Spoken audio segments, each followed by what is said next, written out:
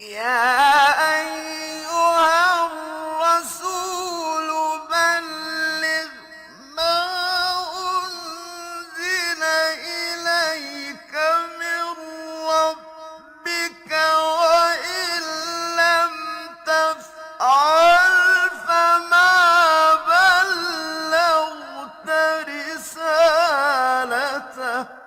خداوند تبارک و تعالی نے یہ اختیارات اللہ کی طرف سے رسول اللہ کو عطا ہوئے، اس وجہ سے رسول اللہ ولی مومنین ہیں، مولا المؤمنین ہیں۔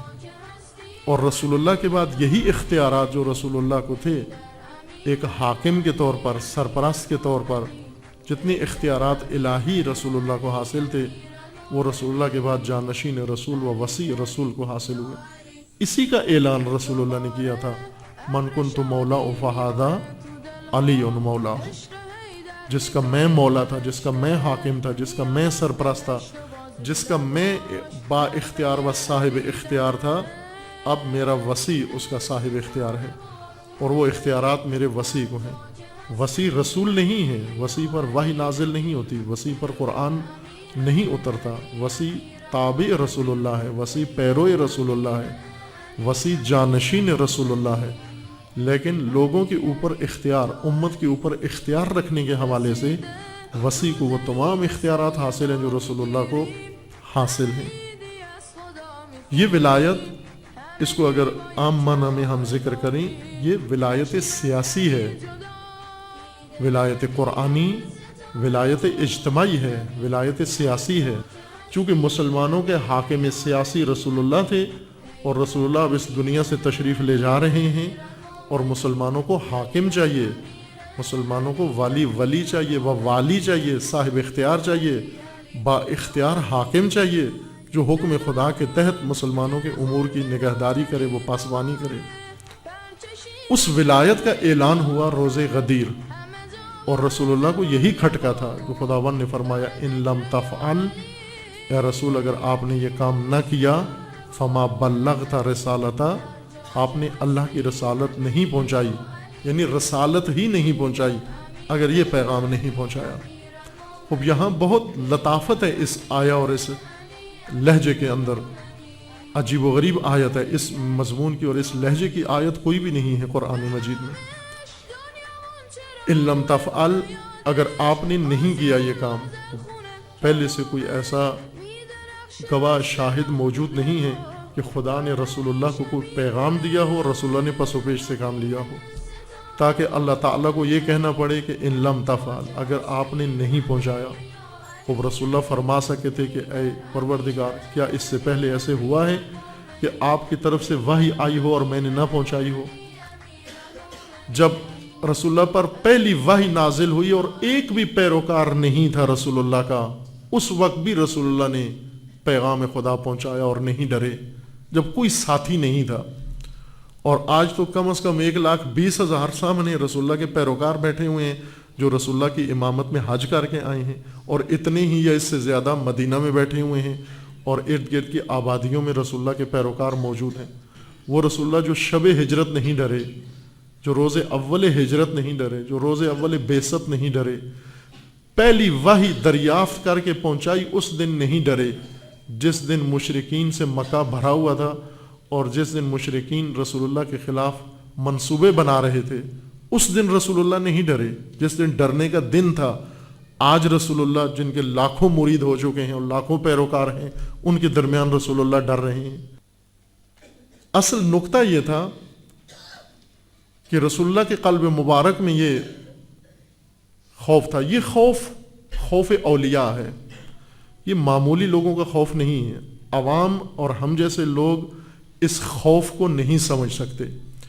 یہ الہی رہبروں کا خوف ہے۔ خدا جس کو رہبر بناتا ہے اس کے دل سے نفسانی خوف نکال لیتا ہے، موت کا خوف نکال لیتا ہے، نقصان کا خوف نکال لیتا ہے، قید و بند و اسارت کا خوف نکال لیتا ہے، غربت و جلاوطنی کا خوف اللہ ان کے دلوں سے نکال لیتا ہے۔ وہ خوف جو کمزوری کا نتیجہ ہو وہ نکال لیتا ہے، لیکن وہ خوف جو بصیرت کا نتیجہ ہو وہ ان کے دلوں میں ڈال دیتا ہے خدا۔ موسیٰ علیہ السلام کے دل میں خوف تھا، لیکن یہ خوف نہیں تھا کہ مجھے جادوگروں کا سانپ یا جادو کی یہ چھڑی یہ مجھے ڈس نہ لے. اس سے تو عوام نہیں ڈر رہے تھے. جب جادوگروں نے رسیاں پھینکیں اور وہ سانپوں کی شکل میں ہلنے لگیں، عوام خوش ہوئے، تالیاں بجائیں، سیٹیاں بجائیں، بچے خوش ہوئے، عورتیں خوش ہوئیں. آل فرعون میں سے کوئی بھی نہیں ڈرا، آل بنی اسرائیل میں سے کوئی بھی نہیں ڈرا، تماشبینوں میں سے کوئی بھی نہیں ڈرا. اس پورے مجمع میں نبی ڈر گیا، نبی خدا ڈر گئے، موسیٰ ڈر گئے. اللہ تعالیٰ کا فرمان آیا، اے موسیٰ مت ڈر. وہ کیا خوف تھا؟ نہج البلاغہ میں امیر المومنین علیہ السلام نے اس خوف کو ذکر کیا، چونکہ وہی خوف امیر المومنین کے دل میں بھی تھا. یہ شجاعوں کا خوف ہوتا ہے، دلیروں کا خوف ہوتا ہے. امیر المومنین علیہ السلام نے فرمایا کہ موسیٰ علیہ السلام کو یہ خوف نہیں تھا کہ یہ جادو کے سانپ یا جادو کی رسیاں مجھے نہ ڈس لیں، مجھے جان کا خوف نہیں تھا. لم یوجس موسیٰ علیہ السلام خیفتاً علی نفسہ، بلکہ کس کا خوف تھا؟ بل لغلبۃ الجہال ودول الضلال.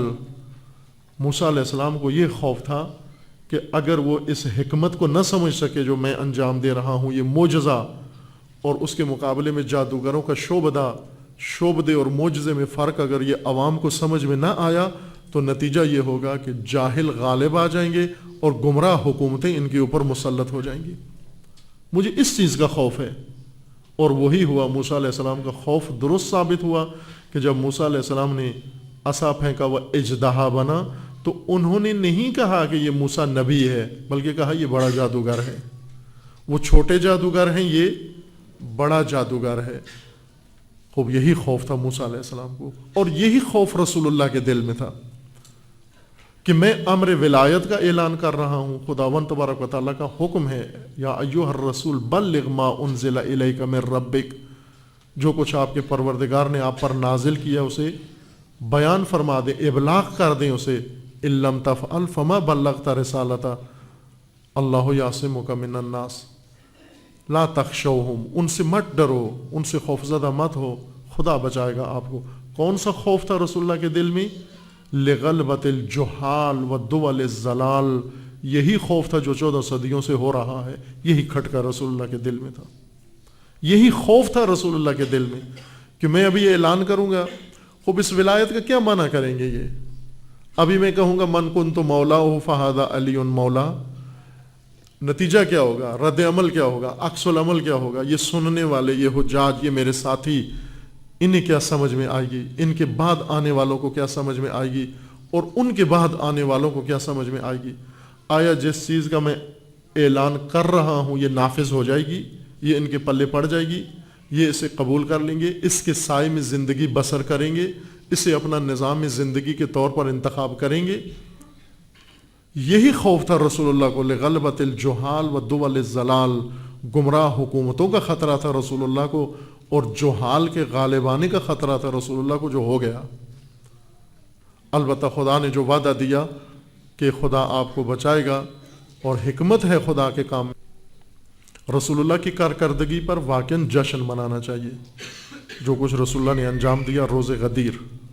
لیکن امت کی کارکردگی پر عزا کرنی چاہیے، افسوس کرنا چاہیے، گریہ کرنا چاہیے، آہ بکا کرنی چاہیے، جو امت نے کارکردگی اور جو ہماری کارکردگی ہے. ولایت کیا تھی اور کیا سمجھی گئی اور کیا بن گیا؟ عزیزان، ولایت نظام خدا ہے ہدایت بشر کے لیے. رسول اللہ نے فرمایا لا نبی بعدی، میرے بعد کوئی نبی نہیں آئے گا، لیکن یہ تو نہیں فرمایا میرے بعد حاکم بھی کوئی نہیں ہوگا، میرے بعد امت اسی طرح ریوڑ کی طرح رہے گی، اس کا کوئی زمامدار نہیں ہوگا. حکم خدا سے رسول اللہ نے امت کا حاکم متعارف کروایا. میدان غدیر، روز عظیم ہے اسلام کے لیے. کیوں؟ اس لیے کہ رسول اللہ نے اسلام کو بیمہ کر دیا، انشورڈ کر دیا تھا. اس دن ایسا نظام تحفظ کا دین کو فراہم کیا کہ الیوم یئس الذین، قرآن کریم میں آیت نازل ہوئی کہ آج کفار کی مایوسی کا دن ہے. اليوم يئس الذين كفروا من دينكم فلا تخشوهم واخشون اليوم أكملت لكم دينكم وأتممت عليكم نعمتي ورضيت لكم الإسلام دينا